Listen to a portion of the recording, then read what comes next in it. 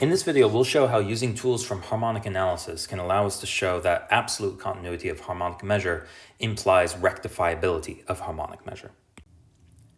So given a domain omega, so just an open connected subset of Euclidean space, suppose that there is a subset of the boundary with finite d-dimensional measure where harmonic measure is absolutely continuous with respect to d-dimensional Hausdorff measure. Then harmonic measure restricted to this set is d-rectifiable.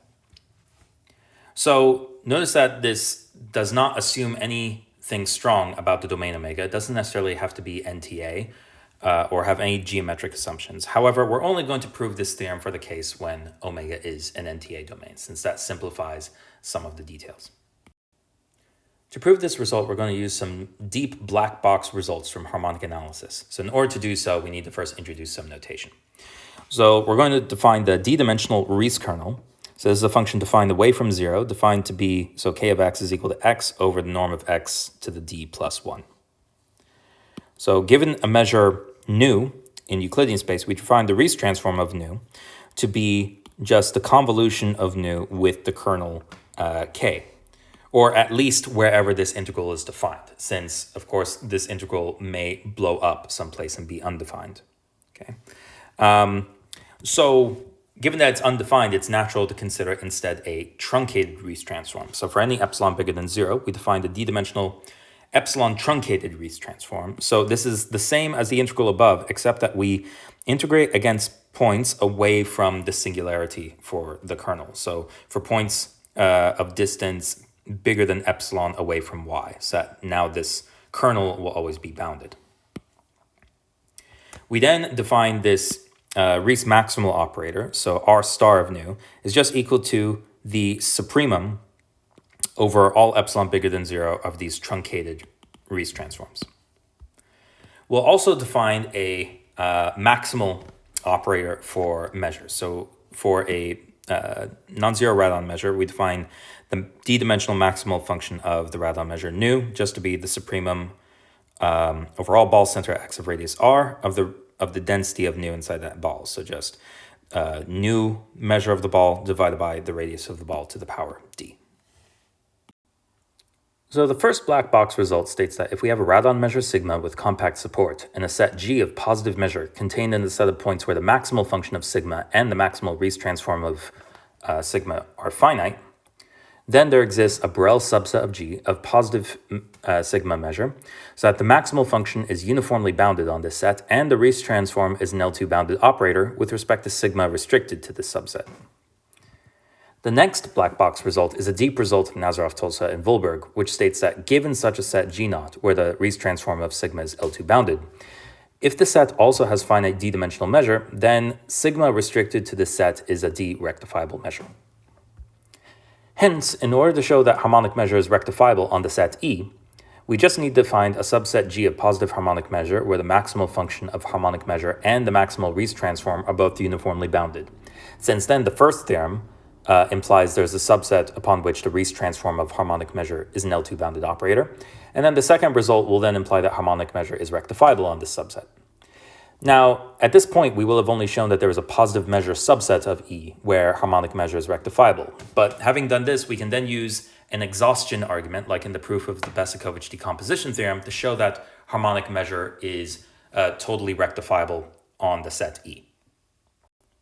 So let E of x denote the fundamental solution. So it's this constant CD times the norm of x to the 1 minus d. All right, and we have 1 minus d here because we're working in the Euclidean space Rd plus 1. Okay, and then recall that we defined the Green's function for the domain omega as g of x comma p is equal to the fundamental solution of x minus p minus the harmonic extension of the fundamental solution where we fix x and then integrate with respect to this variable y.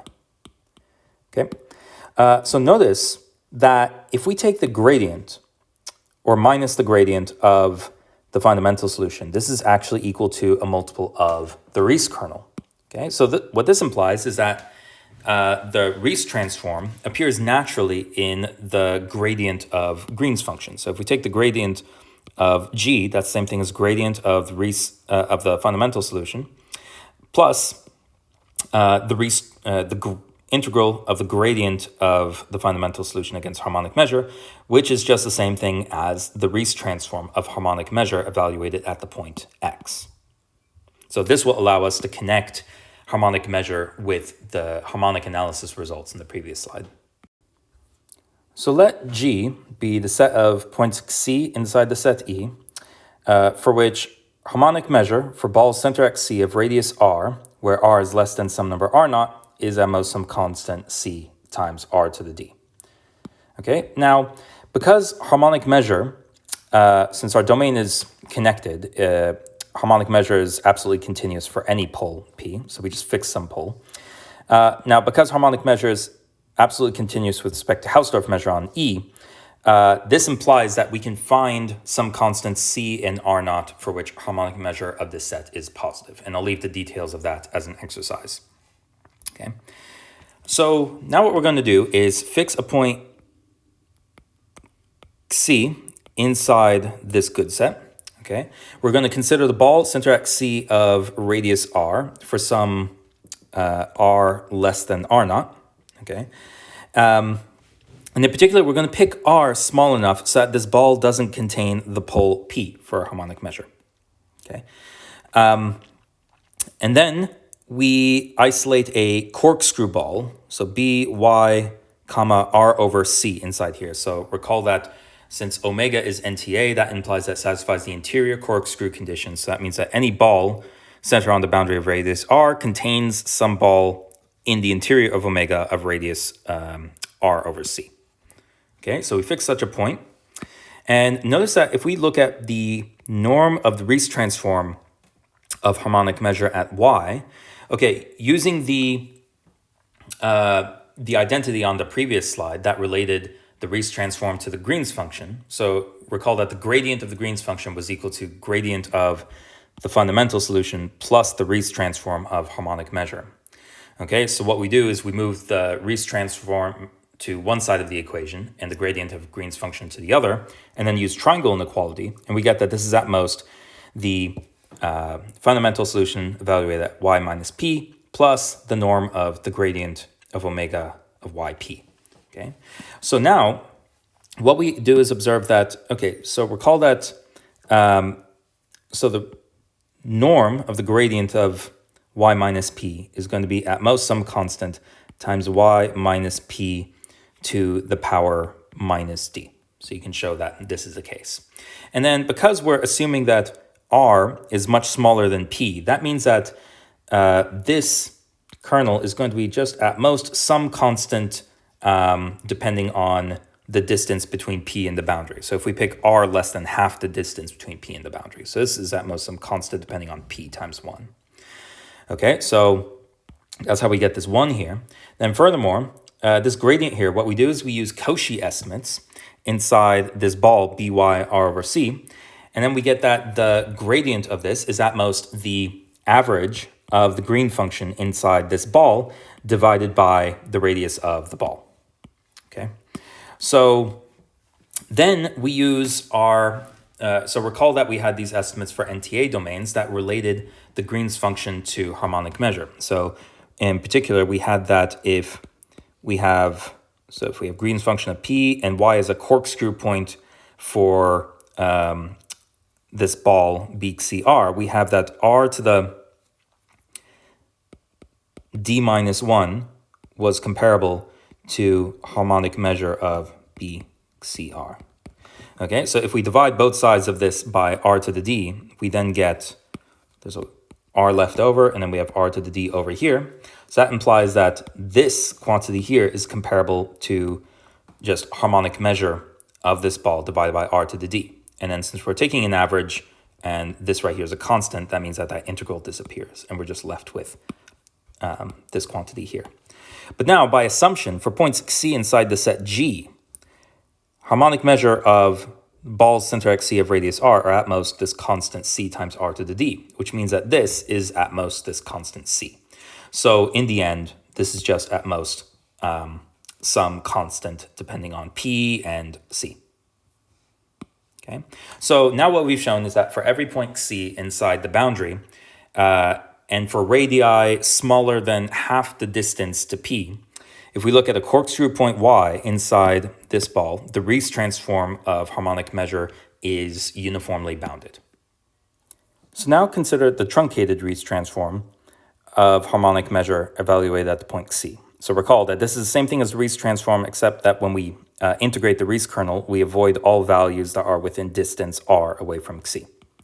So I'll leave as a slightly technical exercise to show that the difference between this truncated Riesz transform and the truncated Riesz transform evaluated at y, but now with radius r over c instead of r, the difference between those two is at most the maximal function at c. So it's sort of a standard singular integral exercise.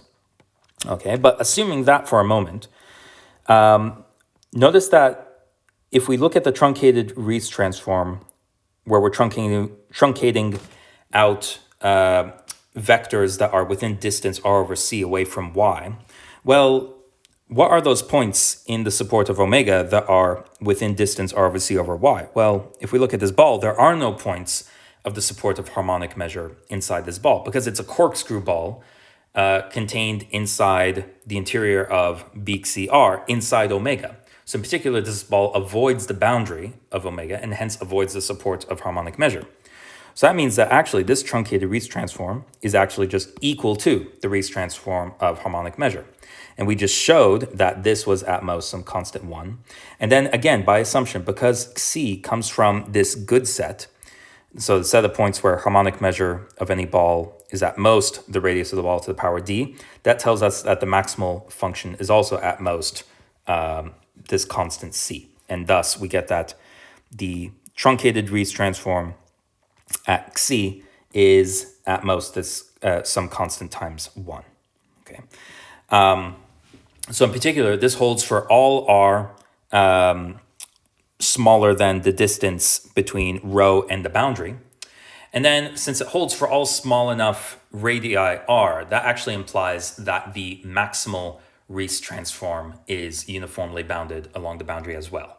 And so here we're using the assumption that our boundary, for example, is that harmonic measure is of finite measure and also that the boundary is compact. Okay, and thus we get that the maximal Riesz transform is uniformly bounded along this set G, and coupled with the fact that the maximal function is also uniformly bounded, that is what we needed to show, as per a few slides ago, to show that harmonic measure was rectifiable.